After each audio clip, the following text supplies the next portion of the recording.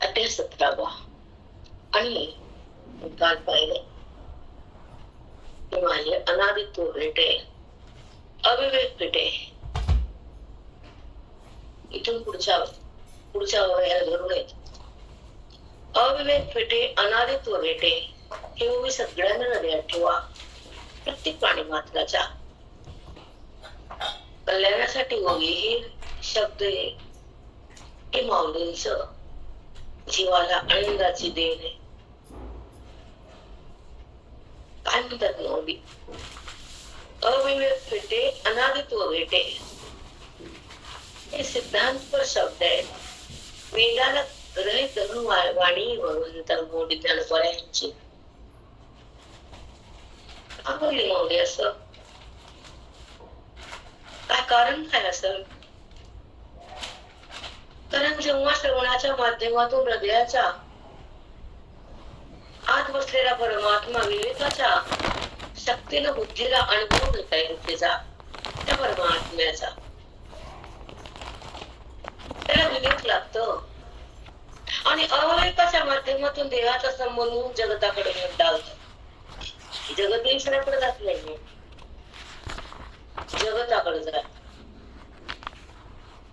पण जगताकडे जायचं का जगदीश्वराकडे जायचं? मनानं काय करायचं?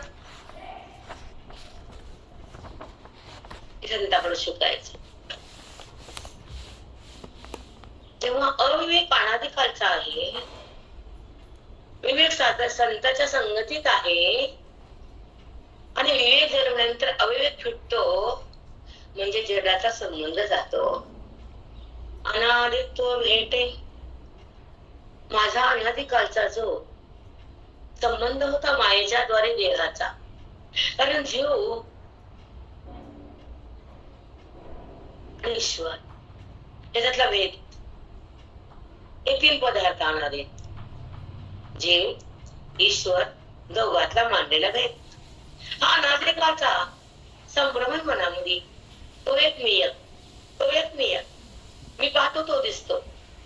पाहणार प्रमाता, दिसणारा प्रमेय. पण प्रमाता आणि प्रमेय हे त्रिपुटीच्या माध्यमातून दृश्य उत्पन्न होतं. पण दृश्याला परमात्माचा आधार असतो आणि दृश्य दाखवणारा तोच असतो, दृश्यात पण तोच असतो. दाखवणं त्रिपुटी आहे, पण त्रिपुटीच्या बाधानंतर तो उडतो. त्रिपुटी उत्पन्न होते आणि जाती, क्षणाक्षण उत्पन्न होते, नष्ट होती. पण ज्या सत्तेवर उत्पन्न होते तो परमात्मा मी आहे, त्रिपुटी मी नाही, ही जाणीव जेव्हा विवेकाच्या माध्यमातून हृदयाला होती, ते अंतःकरण पावन आणि पवित्र होत. ते अंतःकरण राम होत. कारण ते मन त्रिपुटी संग जात नाही. त्रिपुटीच्या पाठीमाग असलेल्या परमात्म्यामध्ये मनाचा अंतर्भाव होतो, जीवाशिवाचा संगम होतो आणि त्या हृदयातला परमात्मा बुद्धीशी एकरूप होतो. तेव्हा त्रिपुटीला कोण पाहतो? कोणीच नाही.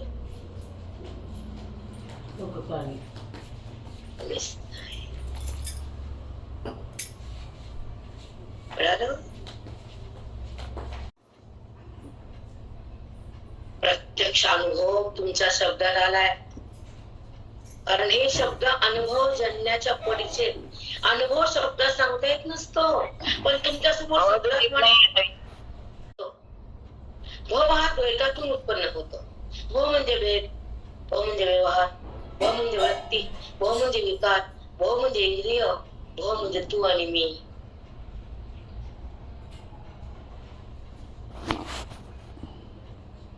भव म्हणजे तू आणि मी, तोच मी म्हणजे अनुभव, आणि तो आणि मी म्हणजे भाव. द्वैत म्हणतात त्याला. हे जगतच जरा, हे कळतच जरा, तो पावन झाला. साष्टांग दंडवते, साष्टांग ज्याला कळत नाही ते मेंढराचा बाजार ना. एवढी साधी भाषा जर कळत नसेल तर मग शेळ्या मेंढ्या व्हावं लागते पुन्हा. मला म्हणायचे शेळी मेंढी म्या म्या करते, बुद्धी मी करते. मेंढ्या म्हणायच्या मला, मेंढ्या.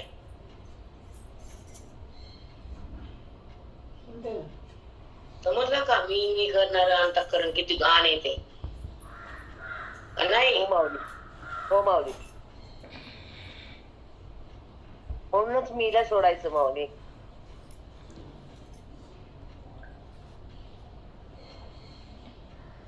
प्रयत्न फार कमी करतात लोक. जत्रा, यात्रा, भैरंग, हिंडणं फिरणं, पूजा, सप्ते, 7 दिवस, 2 दिवस, 5 दिवस. त्यांना वाटतं 7 दिवस केले की मोक्ष हातात आला. पेंडे का नानाची, नानाची पेंडे. नाही माऊली, सोपं नाहीये.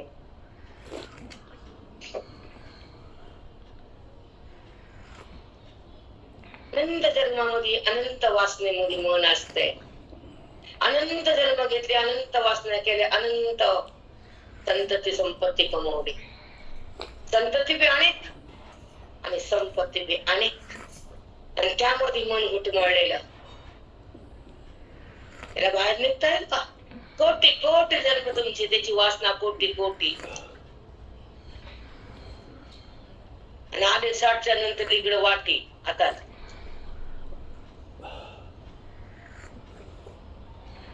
हो माऊली.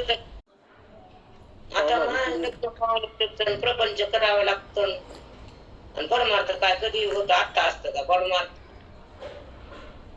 मरता मरता करायचा, नाही तर मी वरी गेल्यावर करायचा ढगात. मग मस्त होते वरी गेल्यावर.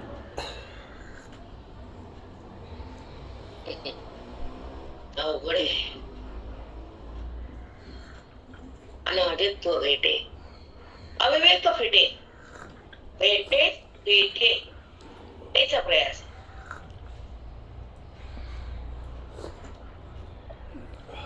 शब्द आहेत माऊलींचे. का बरं सांगितलं माऊलीनं अविवेक फिटे का म्हणले? का अविवेकाला का घेतलं? कारण प्रत्येक जो जीवात्मा जन्मत होतो अविवेकामुळं. अज्ञान, अज्ञानाच्या पोटातून अविवेकाची उत्पत्ती आहे, आणि त्या अविवेकाच्या मागे अज्ञान आहे. जेव्हा अविवेक मेला तर अज्ञान पण मेलं, हे संतांना सांगायला आनंद झाला. म्हणून माऊली आले इकडं तुमच्या आमच्यासाठी. जे अविवेकाला उत्पन्न करणारा अंतःकरणामध्ये असलेलं कोटी जन्माचं अज्ञान जीवात्मा आपल्या सोबत घेतो आणि पंचमहाभूताच्या देहामध्ये सतत राहतो. नाना देह धारण करतो, नाना वासना उत्पन्न होतात, आणि नाना पंचभूतामुळे हा जीवात्मा भ्रममान होतो. पण पंचभूताचा परित्याग करायला विवेकाची संपत्ती लागती, साधूची संगती लागती, बोधाची स्थिती लागती, महात्म्याची कृपा लागती, हृदयाची अधिकाराची वाढ लागती. तेव्हा पांडुरंगाची ओढ तयार होती आणि बुद्धी पांडुरंगात विलीन होती. तेव्हा म्हणतात खरी ज्ञानाची स्थिती.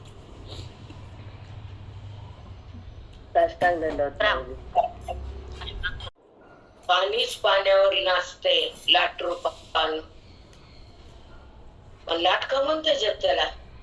जगाला पाणी कळायला नाही म्हणून लाट म्हणलंय. ज्याला पाणी कळालं त्याने लाटला सोडले.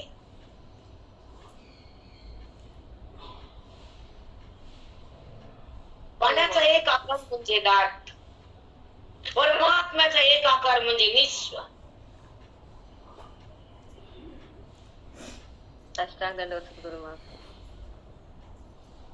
लाटेचे पाणी, लाटेच्या खाली पाणी, आणि लाट म्हणजेच पाणी हे ज्याला कळलं त्याचं अज्ञानाचं पाणी पाणी झालं.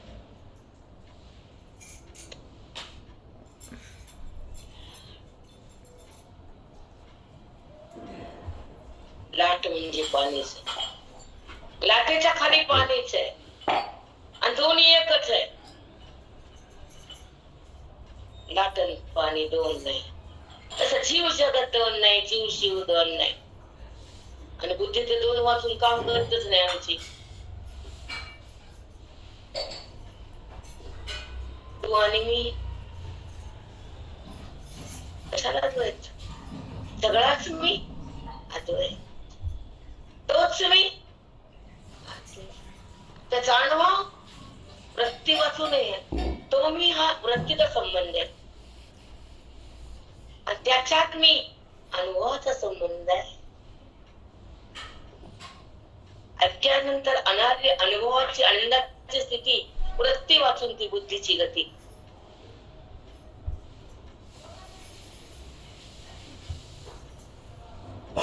होतय रामकृष्ण साष्टांग सद्गुरु माऊली.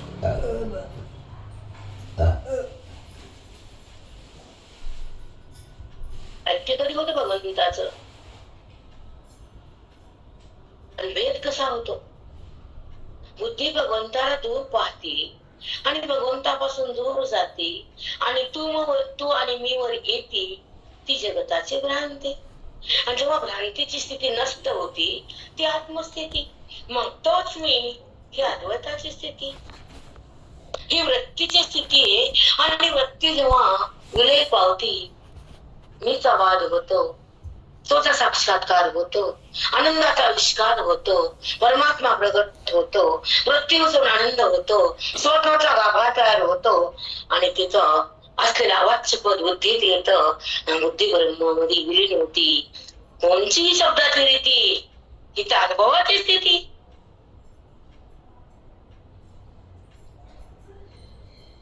रामकृष्ण हरिताई साष्टांग सद्गुरु माऊली. ही तर अनुभवाची स्थिती. ही शब्दाची रीती नाही. शब्द म्हणजे अविद्या कार्य, शब्द म्हणजे वृत्ती, शब्द म्हणजे त्रिपुटी आहे, शब्द म्हणजे ब्रह्म आहे आणि शब्द म्हणजे परमात्मा. शब्द तिथे पाहून जात नाही, पण शब्द वाचून परमात्मा कळत नाही. हे ज्याला कळालं त्याचं अज्ञान थांबत नाही, अज्ञान टच होत नाही, बुद्धी मच करत नाही. हे ज्यांना कळलं त्याचं भाग्य उजळलं. सत्य बस की बात नाहीये.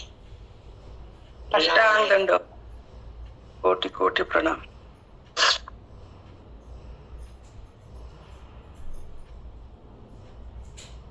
इतकी समजदारी सब में कहा नहीं,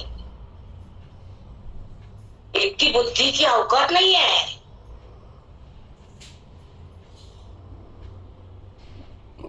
नाही, तिला ओळख नाही ते परमात्म्याचे पंढरीनाथाची. पाहणं ही त्रिपुटी आहे आणि जाणणं हे त्रिपुटीच्या बाल्यानंतर आहे. जाणीव ही त्याची आहे, जाणणं हे वृत्ती आहे, अनुभूती ही पांडुरंगाची स्थिती आहे, ही जीवनमुक्ती आहे.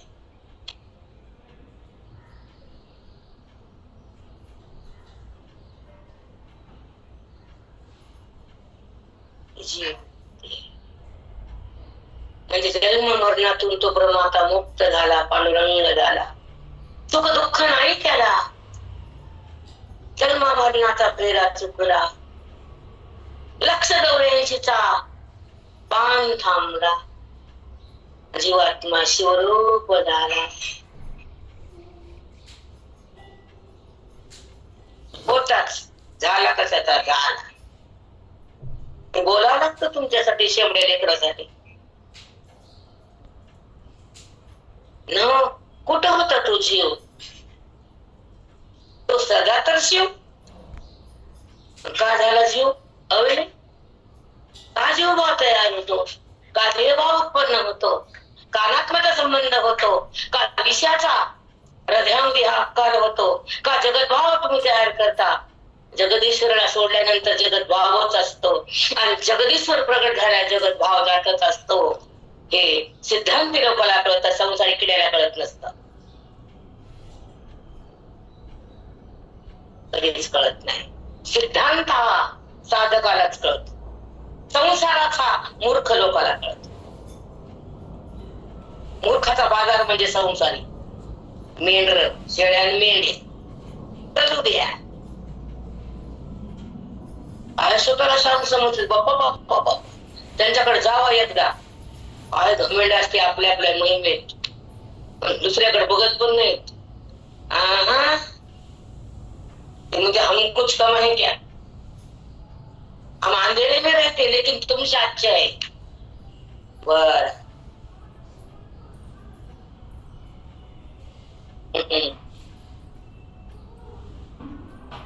वाईट वाटतं असं ते बघून. एवढ्या अंधारात जगतात पण स्वतःला शाळा समजतात. मूर्खाचा बाजार आहे. आयुष्य पाण्यात टाकलं स्वतःला पाण्यात समजते. आयुष्याचा नाश केला तो कमी असतो.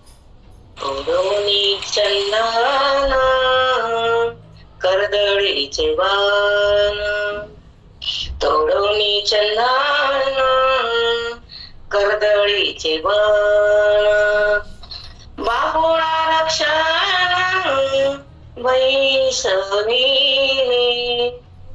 बाबुळा रक्षण बैसवीरे, उत्तम भूमिका कवी ऐका नरदेव, उत्तम भूमिका कमविली ऐका, धोत्रालवरानी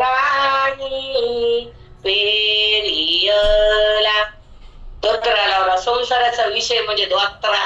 धोत्राला पाणी घालते तुम्ही विष खाते रोज. धोत्र्याचे फुलं लावले घे वास. धोत्राच्या शेतात उतरा. उत्तम भूमिका कमविली आहे का.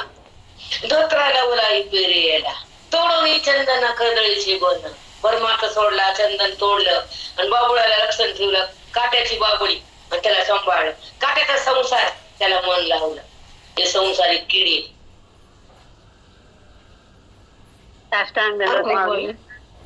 लाज नसती माज. जिथं लाज आहे तिथं परमार्थ आहे. जिथं माज आहे तिथं संसार आहे. कुठली गाव व्याख्या तुम्हाला लागते टच टच गाला गाला. आपल्याला काही येत नाही तरी माझच, सगळं माझच, पुन्हा माझ, सगळं माझ आणि त्याचा माझ. कळलं का. माझ आणि माझ. हा, सगळं माझच, त्याचाच माझ आहे.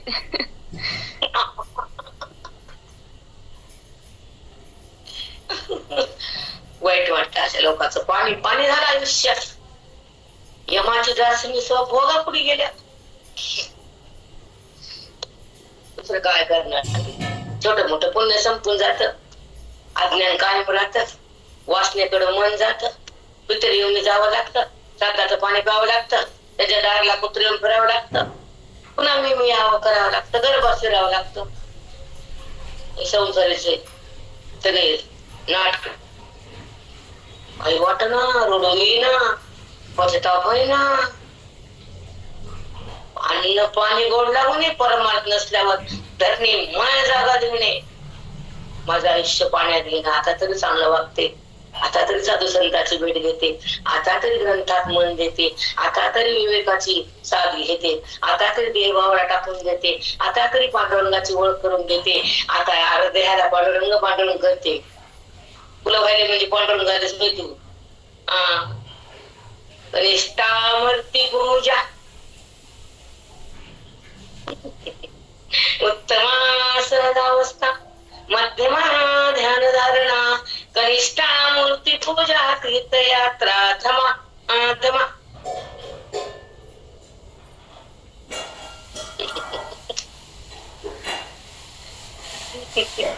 चार वर्ग आहेत. उत्तमा सहजावस्था, ज्ञानी वागता. सहज भगवंता म्हणजे एक रूप असतो. व्यवहार त्याला माहित नसतो. इंद्रियात विकार नसतो. अहंभाव समाप्त असतो. ममत्व बंद असतो. वृत्ती ईश्वरात लीन असते. साक्षीभाव जागा असतो. भाव बंद असतो. कारण मिथ्यात्व प्रगट असतो. सत्यत्व परमात्म्याचा असतो. ऐक्याचा अनुभव असतो. साक्षात्कार पांडुरंगाचा असतो. देहभाव पालित असतो आणि साधूचा संगमा असतो. बोधाचं अंगण असतं आणि वेदाचं रिंगण असतं आणि मध्ये आनंद खुलत असतो आणि त्या ठिकाणी जीवा शिवाचे एकता ते हृदय भोगत असत. त्याला जीवन जगलं म्हणावं. कळलं का. अंगण रिंगण कुठं कळणार मग तुम्हाला. किती छान माऊली. बापरे, खरंच आहे. सहज अवस्था, सहजच भगवंताला बुद्धी भेटते. तिथे इंद्रियात विकार नाही. व्यवहार झाला तरी तिथे बट्टा लागत नाही. तिथे अहंभाव नाही. ममत्व ही बंद. साक्षी भाव जागा असतो. देहभाव बंद असतो. मिथ्यत्व जगताचं मिथ्यत्व प्रगट असतं, ऐक्याचा अनुभव असतो, देहभाव बाधित असतो, साधूचा संगम असतो, बोधाचं अंगण असतं, वेदाचं रिंगण असतं, त्यात आनंद खुलतो, जीवाशिवाची एकता ते हृदय भोगत असतं. साष्टांग दंडवत सद्गुरु माऊली. किती सुंदर. वाकलीचं रिंगण झालं, वाकलीच्या वड्याचं रिंगण झालं. हो माऊली.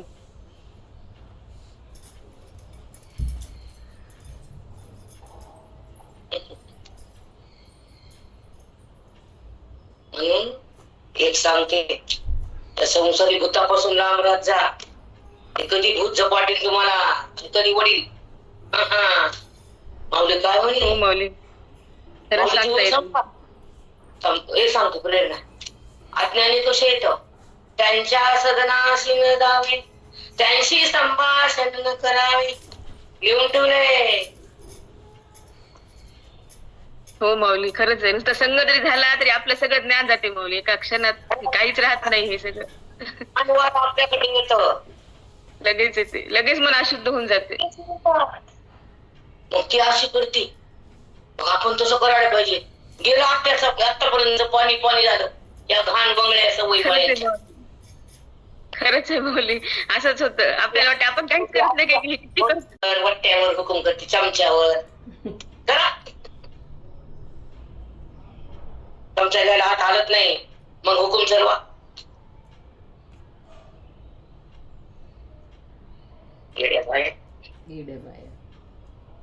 श्लोक 16.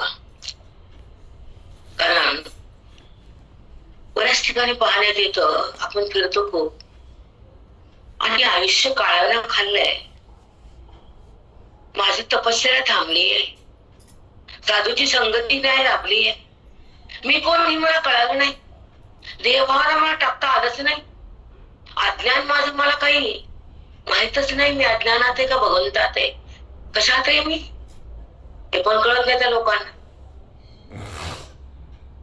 मी मला काय केलं, काहीच केलं नाही. तू काहीच केलं नाही, आली कशी गेली वाया. करते काय तू, संसार केला ना मस्त. सगळं सांग किती, कोणत्या वर्षी वाटी घेतली, कोणत्या वर्षी उकळ आणलं, कोणत्या वर्षी खुंटा तयार केला, सगळं पाठ असतात. चाल,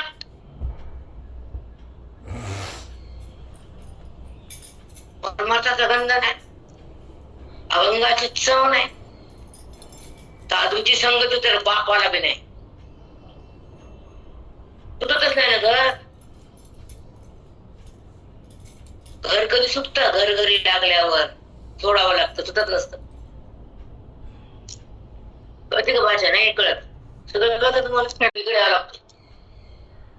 मन प्रसाद सौम्यत्वम मौनमात्म विनिग्रह भाव संशुद्धिरित्येच तपोमान समुच्यते. मन प्रसाद सौम्यत्वम, त्या मनाला भगवंताच्या चिंतनानं, अध्यात्माच्या ज्ञानानं, ओवीच्या बोधानं, संतांच्या संगतीनं आणि माऊलीच्या कृपेनं मन सौम्य, सौम्य म्हणजे शांत होतं. तर त्या मनातला राग द्वेष क्रोध भेद जातो. तेव्हा सौम्यत्वम.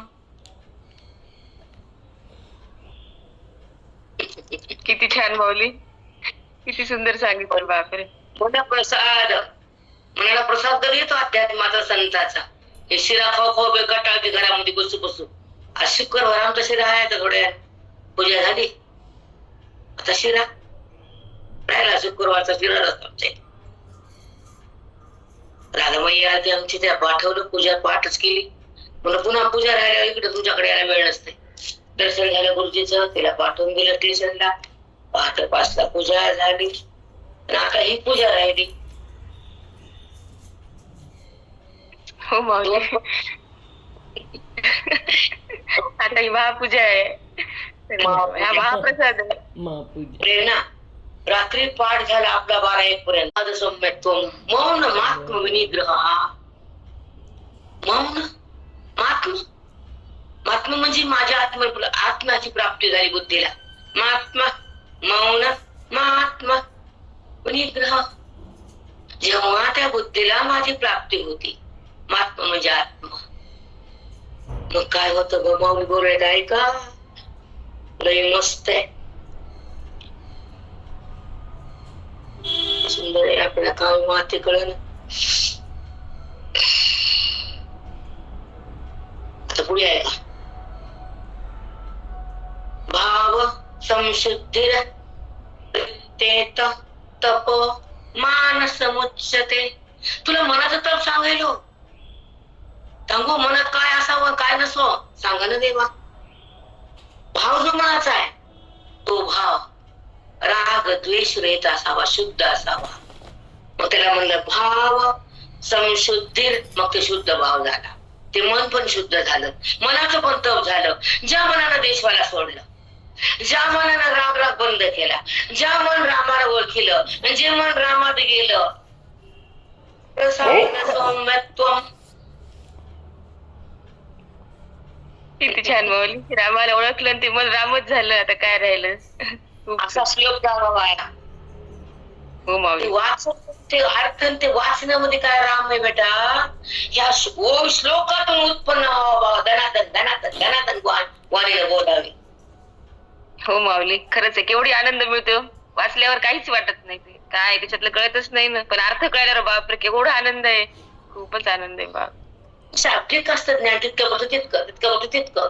काय रस बी कळणं वरी बी जाता येणं खाली जाता येणं तात्पुरता आनंद होतो शब्दाचा पुढे सखोल जात नाही. म्हणून सत्संग ना काहीच नाही अर्थच नाही. किती वाचन किती पुढी पाठ मागचा पाठ पुढी पाठ मागचा पाठ.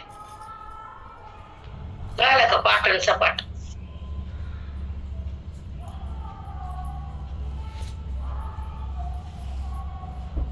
मला कळत नाही तेवढं झळकत नसते. तर ऐका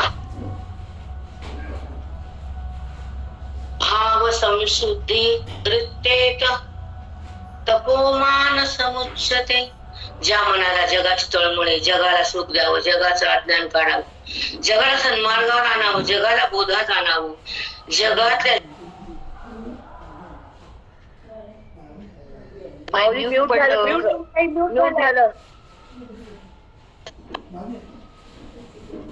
ज्या मनाला असा भाव उत्पन्न होतो की ते मन जगासाठी राबतं.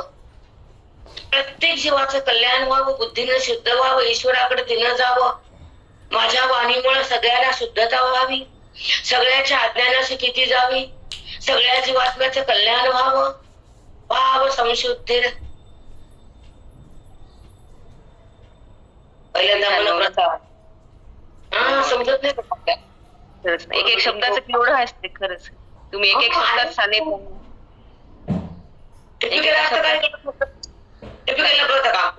बघायचं वाचायचं माती कळतं का ते. त्याचा विस्तार करावा लागतो माऊलीचा बोध बाहेर काढावा लागतो बुद्धीला रंगून टाकावं लागतं अंतःकरण बाहेर फेकून द्यावं लागतं भगवंतात. तपस्या असावं लागते वैराग्य असतं आणि तोंड बंद ठेवावं लागतं राग बंद करावा लागतो क्रोधाला टाकून फेकून द्यावं लागतं मनाला चुरगळावं लागतं बोधाला रंगावं लागतं वेदाचं अंग यावं लागतं साधूचा संग व्हावं लागतं. मग ही ओवी लागते श्लोक लागतं. टक करायला बसले आपलं. तो पहिला काय आयुष्य कमी पडते आयुष्य 5-10 वर्षात माती होत. भाव संशुद्धीर तपोमान समुच्यते.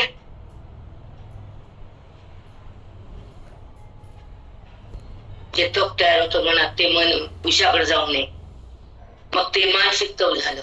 मनानं विषयाकडे जाऊ नये त्यानं भगवंताला जाणल्याशिवाय राहू नये त्याची वासना उत्पन्न होऊ नये त्यानं भगवंताला सोडू नये देहाला मन जोडू नये. त्याला मानसिक तप म्हणतात अर्जुना.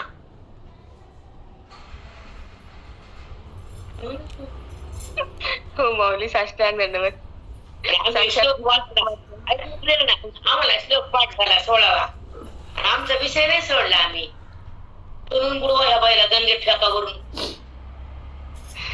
हो माऊली खरंच काहीच होत नाही वाचून काहीच कळत नाही. पण विषयाकडचं धावणं थांबलं का मग तुला पाठ श्लोक करून तुझं काय सुटलं काय तुला काय भेटलं. ती म्हणते मला श्लोक पाठ आहे तुम्हाला नाही. हा एवढं गुतू आली का तू तुम्हाला कुठं पाठ आहे, तेव्हा आम्हाला पाठ आहे. हा. बघितलं ऐकत नाटक मी पाठ वाजायचं. पुन्हा विचार केला घरी आल्यावर, अर म्हणलं सगळं घोंटाळा झाला. म्हणजे बहुत केले पाठांतर वर्म राहिले दोन.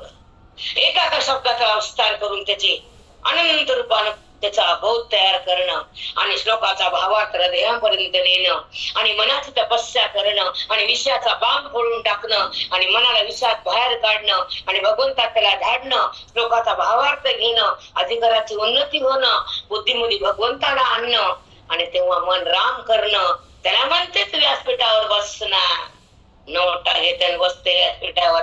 उतर खाली कडं तोंडाचं कुठलं मिठाया करा, तू करा, मी नाही. खरे माऊली. आवड नको सांग ना. श्लोकाचा एक एक शब्द सांग. मग नोटा हातला. नोटा नियमाचा सोटा खावाचं लागतं. हे मूर्ख बायका त्याचा नोटा ठेवतात.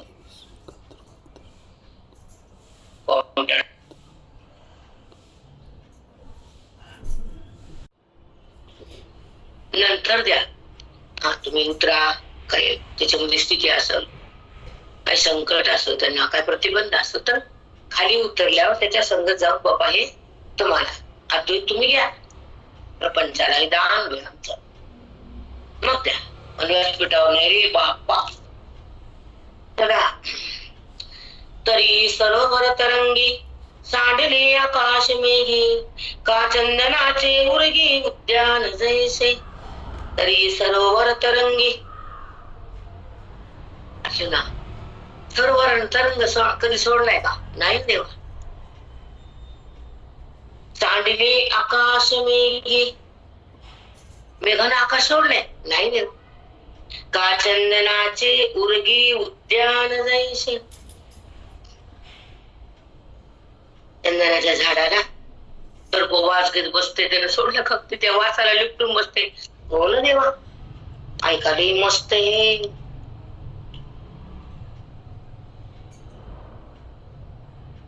जे चंदनात झाड असतो का, तो सर्प वासाने येतात त्याला लिपटून बसतात. असं बोधायला म्हणून लिपटून बसावं. तरंग पाण्यानं कधी सोडलं का रे? तसा जीवात्मा परमात्मा दोन आहेत का रे? सोडलं का त्यानं जीवाला त्या परमात्म्यानं?